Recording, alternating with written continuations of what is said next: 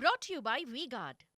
ભરૂચથી સમાચાર, જ્યાં કોંગ્રેસના નારાજ જૂથનો ચૈતર વસાવાને ટેકો જાહેર થયો છે। ઉમેદવારી ન મળવાથી નારાજ થયેલા કોંગ્રેસના જૂથે પત્રકાર પરિષદ સંબોધી હતી। ગઠબંધનના ઉમેદવાર ચૈતર વસાવા સાથે એક મંચ પર કોંગ્રેસના નેતાઓ જોવા મળ્યા। પૂર્વ જિલ્લા પ્રમુખ પરિમલસિંહ રાણા, આ ઉપરાંત સંદીપ માંગરોલા અને સુલેમાન પટેલનો ચૈતરને ટેકો છે।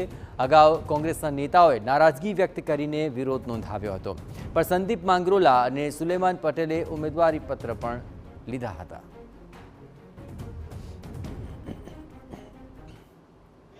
આ સ્પષ્ટ વાત છે, નારાજગી 100% હતી। મેં તમને કીધું જે દિવસે એલાયન્સ થયું ત્યારથી નારાજગી હતી જ। અમે પ્રદેશ મોવડી મંડળને રજૂઆતો કરેલી હતી અને મેં તમને કીધું એમ કે પરિવારનો એક નાનો સભ્ય વડીલ પાસે માંગણી કરે એમાં કંઈ ખોટું નથી અને અમને મળી ગયું છે।